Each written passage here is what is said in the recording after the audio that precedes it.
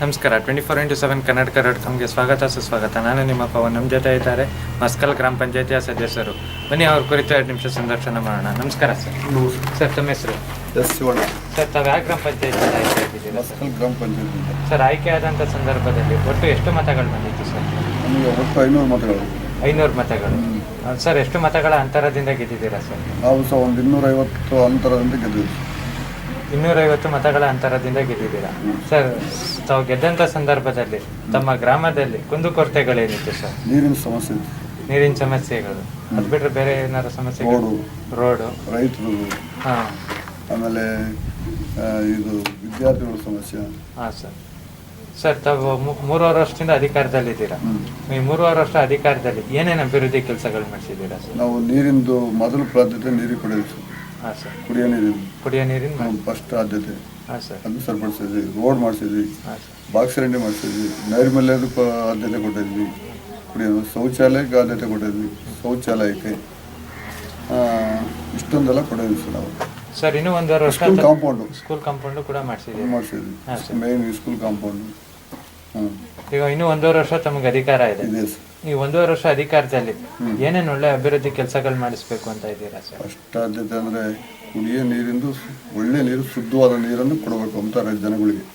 ಆಮೇಲೆ ನೈರ್ಮಲ್ಯ ಯೋಜನೆ ಫಸ್ಟ್ ಆದ್ಯತೆ ಕೊಡಬೇಕು. ಜನಗಳ ಮೂಲ ಸೌಕರ್ಯ ಅದು ಮೇನ್.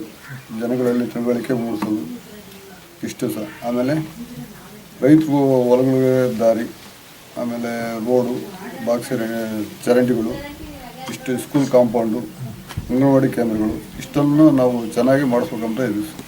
ಇಷ್ಟೆಲ್ಲ ಒಳ್ಳೆ ಕೆಲಸಗಳು ಮಾಡಿಸ್ಬೇಕು ಅಂದ್ಕೊಂಡಿದ್ದೀರಾ? ಸರ್, ತಾವು ನಮ್ಮ ಅವಕಾಶ ಸಿಕ್ಕರೆ ಇನ್ನೂ ಸ್ವಲ್ಪ ಒಳ್ಳೆ ಕೆಲಸ ಜನಗಳಿಗೆ ಸೇವೆ ಮಾಡ್ಬೇಕೆಂಬುದು ಇದೆ ನಮಗೆ. ಹಾಂ ಸರ್.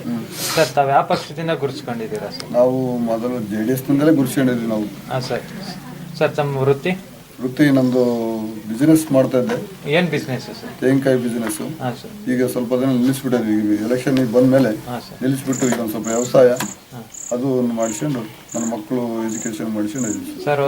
ನೀವು ತೆಂಗಿನಕಾಯಿ ವ್ಯಾಪಾರಿಯಾಗಿ ರಾಜಕೀಯಕ್ಕೆ ಬರೋದಕ್ಕೆ ಸ್ಫೂರ್ತಿ ಏನು ಸರ್? ಎಲ್ಲ ಅಭಿಮಾನಿಗಳು ಸರ್.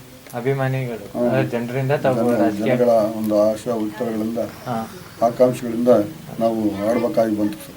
ಹಾಂ ಸರ್. ಜನರು ತಮ್ಮ ಬಳಿ ಬಂದು ಯಾವ ಸಮಸ್ಯೆಗಳ ಬಗ್ಗೆ ಜಾಸ್ತಿ ಹೇಳ್ಕೊತಾ ಇದ್ದಾರೆ? ಜನಗಳು ಮೊದಲು ನಮ್ಮ ಹತ್ರ ಬರೋದು ಸರ್ ಕುಡಿಯೋ ನೀರಿಂದ ಸಮಸ್ಯೆ. ಮೇನ್ ಆಗಿ ಕುಡಿಯೋ ನೀರಿಂದ ಸಮಸ್ಯೆ. ಅಷ್ಟು ಕುಡಿಯೋ ನೀರಿಂದ ಸಮಸ್ಯೆ, ಜನಗಳ ಸಮಸ್ಯೆ ಅಂದರೆ ಕುಡಿಯೋ ನೀರಿಂದ. ನಮ್ಮ ಹತ್ರ ನೀರು ನಿರ್ವಹಣೆ ಕಮಿಟಿ ಅಧ್ಯಕ್ಷನು ನಾನು ಈ ಭಾಗದಲ್ಲಿ. ಅದರಿಂದ ಇಲ್ಲಿ ಜಾಸ್ತಿ ಒತ್ತು ಅಂದರೆ ಕುಡಿಯೋ ನೀರು, ಫ್ಲೋರೈಡ್ ನೀರೇ ಜಾಸ್ತಿ ಇದೆ. ಒಳ್ಳೆ ಶುದ್ಧವಾದ ನೀರು ಇಲ್ಲ ಅಲ್ಲಿ. ಶುದ್ಧವಾದ ನೀರು ಇಲ್ಲ. ಆಮೇಲೆ ಈಗ ಒಂದು ಘಟಕ ಓಪನ್ ಆಗಿದೆ, ಶುದ್ಧೀಕರಣ ಘಟಕ. ಅದಿನ್ನ ಪ್ರೊಪೋಸಲ್ ಕೊಟ್ಟಿಲ್ಲ ಸರ್ಕಾರ.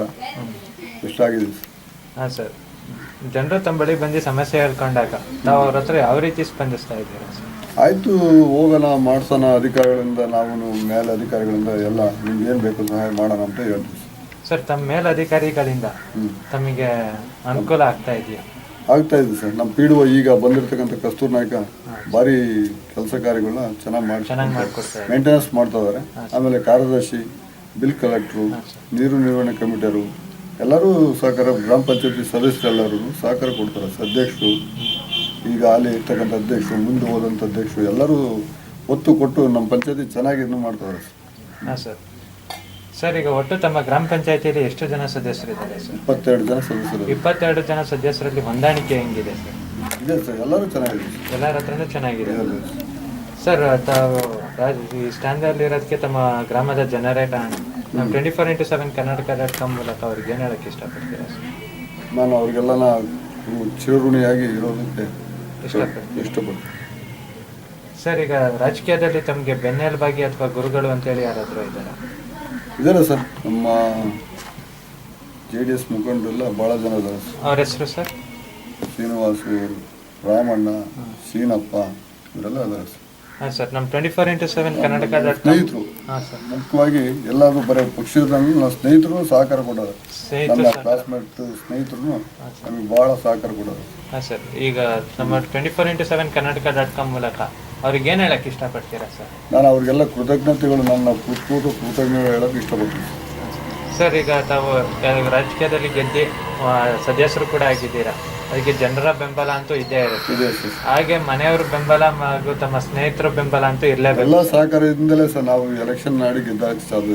ಹಾಂ ಸರ್. ಸ್ನೇಹಿತರು, ಮನೆಯವರು, ಆಮೇಲೆ ಜನಗಳ ಅಭಿಪ್ರಾಯದಿಂದಲೇ ನಾನು ಎಲೆಕ್ಷನ್ ಆಗಿ ವಿನ್ ಆಗಕ್ಕೆ ಇದಾಗಿದ್ದು. ಸರಿ ಸರ್, ಇಷ್ಟು ಹೊತ್ತು ತಮ್ಮ ಮನದಾಳದ ಮಾತುಗಳನ್ನು ಹಂಚಿಕೊಂಡಿದ್ದಕ್ಕಾಗಿ ಧನ್ಯವಾದಗಳು. ನಮಸ್ಕಾರ.